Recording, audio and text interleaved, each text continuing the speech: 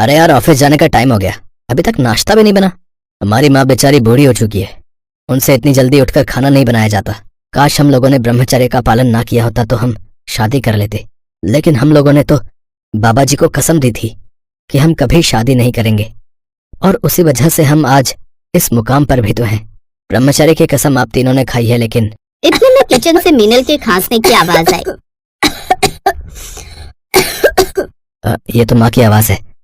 चलो चलकर देखते हैं। चारों भाई किचन में गए तो देखा कढ़ाई में सब्जी पक रही थी, जिससे बहुत सारा धुआं निकल रहा था, और उनकी माँ जमीन पर बड़ी खांस रही थी।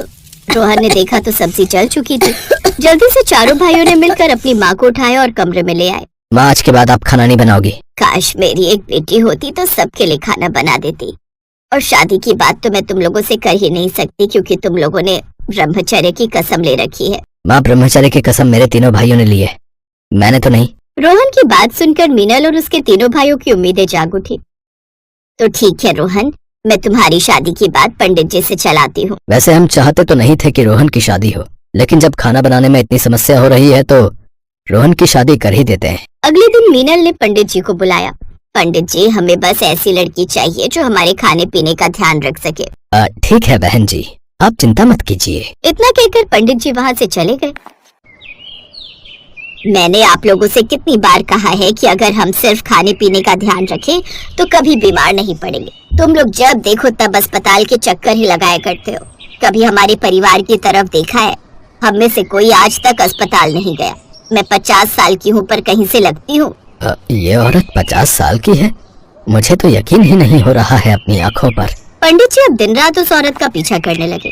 किसी तरह उन्होंने उस औरत के घर का पता कर लिया, और ये भी पता लगा लिया कि उनकी एक जवान बेटी है जो शादी लायक हो चुकी है।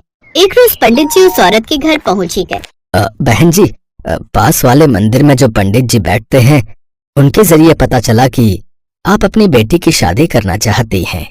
मुझे भी एक ऐसी ही लड़की की तलाश है जो खाने पीने का बहुत ध्यान रखे। हमारी बेटी राधिका खाने पीने का बहुत ख्याल रखती है। थोड़ी सख्त है, लेकिन कभी किसी को बीमार नहीं होने देगी। अगले दिन पंडित जी ने रोहन और राधिका के परिवार को एक दूसरे से मिलवा दिया, और कुछ ही दिनों बाद दोनों की धूमधाम से शादी हो गई। रात में राधिका की सास ने उससे कहा, बहू, हम तो शुरू से ही चाहते थे कि हमारे घर कोई ऐसी लड़की आए जो हमारे खाने पीने का ध्यान रखे। किचन सामने है, बाकी तुझे पता ही है। ठीक है माँ जी, मैं बस 5 मिनट के अंदर खाना बना कर लाती हूँ। इतना बोलकर राधिका किचन में चली गई। रोहन, तुझे तो बेबी के रूप में शेफ मिल गई। अरे 5 मिनट में तो कोई शेफ भी खाना नहीं बना सकता।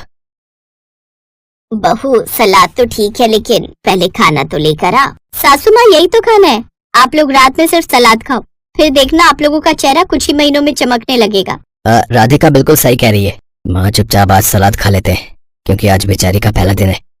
हो सकता है थक गई होगी, इसीलिए उसने सिर्फ सलाद बना दी। अगले दिन ऑफिस में चारों भाई बहुत खुश थे। रोहन, आज तेरी बीवी लगता है बहुत अच्छा खाना बनाएगी। हाँ, क्योंकि आज तो बहू की थकावट भी दूर हो गई होगी। आप लोग बिल्कुल सही कह रहे हो भैया। मैं तो बस सुबह से घड़ी देख रहा हूँ कि जल्दी से शाम हो और हम लोग राधिका के हाथ का अच्छा अच्छा खाना खाएं, क्योंकि पंडित जी ने कहा था कि वो खाने का बहुत ध्यान रखेगी। धीरे धीरे शाम हो गई और चारों भाई घर वापस लौट आए। आप लोग हाथ मुंह धोकर तैयार हो जाइए, खाना तैयार है। कर राधिका वहाँ से चली गई। चारों भाई बहुत खुश हुए। देखा तुम लोगों ने, आज बहू ने खाना पहले से ही तैयार करके रखा है। रोहन, तेरी तो किस्मत ही चमक गई ऐसी बीवी पाकर। पंडित जी की तो हमें आरती उतारनी चाहिए। खैर, सभी लोग जल्दी जल्दी हाथ मुंह धोकर तैयार हो गए। मीनल भी खाने की टेबल पर ही बैठ गई। थोड़ी देर बाद राधिका एक बार फिर से सभी के लिए सलाद लेकर आ गई। सभी लोग फिर से हैरान हो गए। बहू, आज फिर से सलाद? सासू माँ, मैंने आपसे कल भी कहा था कि रात में सिर्फ सलाद ही खाओ। राधिका, पंडित जी ने तो कहा था कि तुम खाने पीने का बहुत ध्यान रखती हो। यही ध्यान रख रही हो तुम हमारे खाने का? हाँ, और कैसे ध्यान रखूं? आप क्या चाहते हैं मैं आप लोगों के लिए मसालेदार सब्जियां, रोटी, कढ़ी चावल, अंडा करी, मटन करी ये सब बनाऊं? ये सब तो मैंने जिंदगी में कभी छुआ ही नहीं। ये सब सुनकर मीनल और उसके बेटों के पैरों के नीचे से जमीन खिसक गई। खैर, मजबूरी में सभी लोगों ने सलाद खाया और सो गए। अब हर रात राधिका सभी के लिए सिर्फ सलाद ही बनाती थी, जिस वजह से सभी लोग परेशान हो गए। फिर एक रोज चारों भाइयों ने मिलकर एक फैसला किया। रोहन, कल संडे है और कल शाम को हम अपने दोस्तों को खाने पर इनवाइट करते हैं। राधिका को बोल देंगे कि उसे देखने के लिए हमारे कुछ दोस्त आने वाले हैं, तब मजबूरी में कुछ ना कुछ खाना जरूर बनाएगी। इस तरह से रात में रोहन ने अपनी पत्नी राधिका को संडे रात की पार्टी के बारे में सब कुछ बता दिया। मतलब मोहल्ले की सभी औरतें और आपके दोस्त आने वाले हैं। हाँ हाँ, सब आने वाले। सब तुम्हारे हाथ का खाना खाना चाहते और तुम्हें देखना भी चाहते। अगर उन्हें तुम्हारा खाना पसंद आया तो सभी के हाथों तुम्हें बहुत अच्छे अच्छे गिफ्ट्स भी मिलेंगे। क्या बात कर रहे हैं आप? देखना उन सबको मेरा खाना बहुत पसंद आएगा। ये सुनकर रोहन को थोड़ा अच्छा महसूस हुआ। लगता है अब राधिका कल खाना बनाएगी, क्योंकि मैंने उसे गिफ्ट का लालच दे दिया है और लड़कियां गिफ्ट के लालच में किसी भी हद तक जा सकती हैं। अगली शाम उन चारों भाइयों के दोस्त सब इकट्ठा हो गए।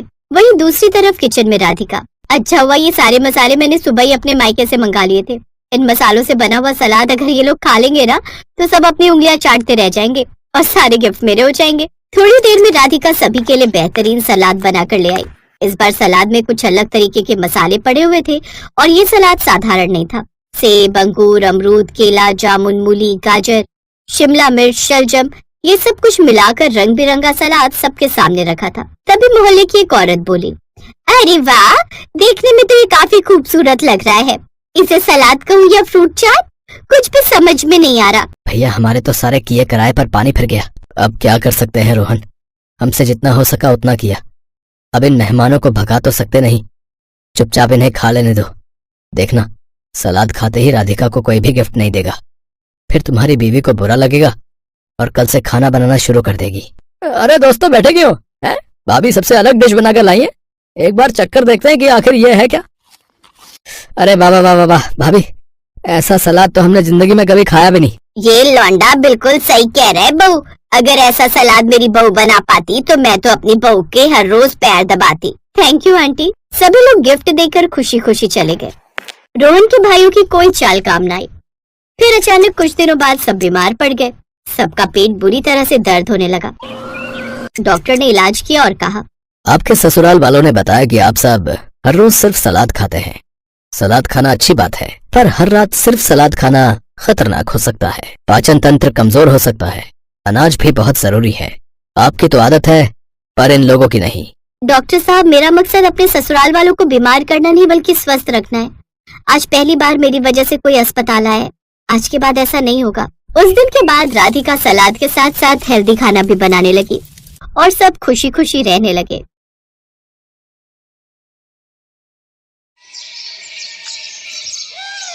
ओह गॉड, यहाँ तो पूरा श्रिंक भरा पड़ा है गंदे बर्तनों से। सब बर्तन जूठे पड़े हैं। अब मैं खाना कैसे बनाऊं? ये मेरी देवरानी दिव्या भी ना एक नंबर की आलसी है। सुबह जब शीला बर्तन धोकर जाती है तब तो सबके लिए नाश्ता बना लेती है, लेकिन जब शाम को यहाँ बर्तनों का पहाड़ इकट्ठा होता है तो वो महारानी अपने कमरे में चूहे की तरह डूबकर बैठ जाती है।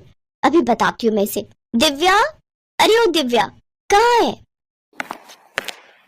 क्या हुआ जेठानी जी? मुझे बिग बॉस देखना है। अरे मुझे यहाँ सबके लिए रात का खाना बनाना है, लेकिन यहाँ तो बर्तनों का ढेर लगा हुआ है और तू महारानी है कि जिसे अपना बिग बॉस देखना है। चल पहले जल्दी से सारे बर्तन धो। हैं? क्या मैं बर्तन धो? ना बाबा ना, मैंने आज ही मैनिक्योर करवाया है, फिर उसके पैसे वेस्ट चले जाएंगे। ये तो तेरा हर हफ्ते का बहाना है। जब जानती है कि घर के कामकाज में खराब होना है तो क्यों बेकार पैसे फूक कर आती है। चल अब बर्तन धो, मुझे खाना बनाने में देर हो रही है। एक बार कह दिया ना नहीं धोऊंगी, आप धो लो, मैं खाना बना लेती हूँ। इसी तरह दोनों एक दूसरे पर बर्तन धोने का काम टाले जा रहे थे। उधर बाहर डाइनिंग टेबल पर बैठे घर वाले खाने का वेट कर रहे थे। हे राम, खाना कहाँ रह गया? मेरे पेट में तो चूहे कूद रहे हैं, लेकिन ये रसोई से आवाज कैसी आ रही है? माँ, लगता है दोनों फिर से शुरू हो गई। धत तेरी की, फिर तो मिल गया हमें आज भी खाना। अनुज बेटा, ऐसा कर तू बाहर से ही खाना मंगवा ले। एक दिन इन दोनों बिल्लियों की लड़ाई में भूख के मारे ही मैं परलोक न सिधार जाऊं। हाँ, भी ऑर्डर कर देता हूँ मैं। वैसे भी हमारे पास और चारा भी क्या है। उधर दोनों अभी भी बहस ही किए जा रही थी। ठीक है, फिर नहीं धोने ना तुझे बर्तन तो मैं भी कोई खाना वाना नहीं बनाने वाली। रहो सब भूखे आज। अरे भूखे क्यों रहेंगे? कल रोहन जी ने खाना ऑर्डर किया था, आज अनुज भैया को बोलो, वो ऑर्डर कर देंगे। दोनों ये बोलने बाहर आती ही है कि तभी अनुज कहता है, कर दिया ऑर्डर। हम जानते हैं तुमसे खाना नहीं बनेगा। तुम दोनों से मिलकर खाना और बर्तन धोने तक का काम भी नहीं होता क्या? मुझे तो आप कुछ ना ही बोलो जेठ जी तो बेहतर रहेगा। मैंने सुबह का खाना और दोपहर का खाना बनाकर अपना काम पूरा कर लिया था। सिर्फ रोटियां सेकने को दोपहर का खाना बनाना नहीं कहते। हाँ, अब जो भी हो, काम तो हुआ था ना। बस करो, दोनों रिकॉर्डर की तरह शुरू होती हो तो बजती ही रहती हो। कुछ देर बाद डिलीवरी बॉय खाना ले आता है। सब चुपचाप उस खाने को खा लेते हैं। अगली रात दोनों में फिर से रात की रसोई का संग्राम छिड़ जाता है। तभी पड़ोस की कमला आंटी वहाँ आती है। ये ले रश्मि, आज अपनी बेटी के यहाँ गई थी। उसके बेटे का मुंडन था ना, तो वही भंडारा था। सोचा तुम्हारे लिए प्रसाद लेती चलूं। लो, तुम सब भी खा लेना। अरे वाह, फिर तो आज रात की रसोई बनानी नहीं पड़ेगी और ना वो बर्तन धोने पड़ेंगे। रश्मि ये देखकर खुश हो जाती है। फिर दोनों देवरानी जेठानी बर्तन ना धोने पड़े इसलिए एक बड़े से भगोने में आलू की सब्जी डाल देती हैं। एक कटोरे में हलवा और बड़ी सी परात में पूरियां परोस देती हैं। फिर सबको उसी में एक साथ खाने को कहती हैं। तुम पागल हो गई हो क्या? सब इसमें एक साथ कैसे खाएंगे? चल तो दिव्या, जरा इन्हें खाकर तो दिखा। दोनों पूरियां तोड़कर सब्जी में डुबोती हैं, खाने लगती हैं। उन्हें ऐसा करते देख सबको उन पर गुस्सा तो आ रहा था, लेकिन वो खाने के अलावा उनके पास और कोई चारा नहीं था। वो रात तो जैसे तैसे कट गई, लेकिन अगली शाम फिर वही कहानी छिड़ गई। देख, कल तो कमला आंटी भंडारा दे गई थी, लेकिन आज तो तुझे बर्तन धोने ही पड़ेंगे। क्या दीदी, मैं बहुत थक गई हूँ, आज रहने देते हैं। मैं उनसे कहकर बाहर से खाना मंगवा लेती हूँ। ये सुनकर रोहन गुस्से में आ जाता है। चुप रहो, अपना मुंह बंद रखना। आज हम दोनों में से कोई भी बाहर का खाना ऑर्डर नहीं करेगा। जाओ दोनों रसोई में और खाना बना कर लाओ। दोनों डर के मारे किचन में चली जाती है। क्या करे दीदी, अब तो रात की रसोई करनी पड़ेगी। अच्छा, एक काम करते हैं, आप ये बर्तन धो लो तो मैं सबके लिए पुलाव बना दूंगी। हा, आई बड़ी बर्तन धो दो, खुद धो ले समझी। और रही उन लोगों के बाहर का खाना ना खाने की बात, तो कोई बात नहीं, हम उन्हें बाहर का खाना मंगवाने के लिए नहीं कहेंगे और ना ही हम खुद घर पर बनाएंगे। मैं कुछ समझी नहीं, आप ही बताती हूँ। रश्मि डब्बे समेत नमकीन, मुरमुरा और बिस्कुट लेकर घर वालों के सामने रख देती है। ये रहा आप लोगों का आज का खाना। इन दोनों का बस चलेगा ना तो हमें रोज मंदिर के बाहर लंगर में बैठकर ही रात का खाना खाना पड़ेगा। इनके रहते तो हमें रात की रसोई नसीब ही नहीं होगी। बस बस बहुत हुआ, आज तो हम जैसे तैसे ये खा लेते हैं, लेकिन अगर कल से खाना नहीं मिला तो फिर तुम लोगों की खैर नहीं। जी ठीक है, लेकिन उनके पास इसका भी जुगाड़ था। अगले दिन दिव्या बाजार से जाकर कुछ डिस्पोजेबल प्लेट्स ले आती है। यार दिव्या, खाना तो डिस्पोजेबल में खा लेंगे, लेकिन खाना बनाने के लिए तो वो बर्तन धोने ही होंगे ना। कुकर, कढ़ाई, ये सब तो चाहिए ही ना। फिकर नॉट, ये देखो 2 मिनट में बनने वाली मैगी, अब हम सब यही बनाएंगे। दोनों फिर से काम चोरी दिखाती हैं और नूडल्स बनाकर डिस्पोजेबल में डालकर दे देती हैं। ये देख तीनों अपना माथा पकड़कर बैठ जाते हैं। लेकिन अगले दिन सास ने दोनों बहुओं को सबक सिखाने का फैसला किया। अगली शाम रसोई से बर्तन धोने की आवाज आती है। दीदी, अभी तो हम रसोई में गए भी नहीं, फिर ये बर्तन धोने की आवाज कहाँ से आ रही है? चलो देखते हैं। दोनों अंदर जाकर देखती हैं तो अनुज बर्तन मांज रहा होता है, रोहन धो रहा होता है और बूढ़ी सास पार्वती खाना बनाने लगती है। ये देख उन दोनों को बड़ी शर्मिंदगी होती है। ये आप सब क्या कर रहे हैं? बहू, अब तुम दोनों से तो ना बर्तन धुलते हैं ना खाना बनता है, तो हमने सोचा हम खुद ही ये काम कर लेते हैं ताकि हमें रात की रसोई खाना तो नसीब हो। तुम दोनों जाओ और आराम करो। नहीं माँ जी, हमें माफ कर दीजिए, हमारे रहते आपको ये सब काम करना पड़ रहा है। हाँ माँ जी, हमसे भूल हो गई, हमें अपनी गलती का एहसास हो चुका है। अब से आपको कभी शिकायत का मौका नहीं देंगे। हमारे रहते हमारे पतियों को जूठे बर्तन और माँ जी आपको खाना बनाना पड़ रहा है। नहीं नहीं नहीं, आप सब बाहर जाइए, हम 1 घंटे में खाना बनाकर लाते हैं। अच्छा ठीक है, तुम कहती हो तो रहने देते हैं। चलो बेटा। माँ और बेटे बाहर आकर खूब हंसते हैं और एक दूसरे को आंख मारकर कहते हैं, मिशन सक्सेसफुल।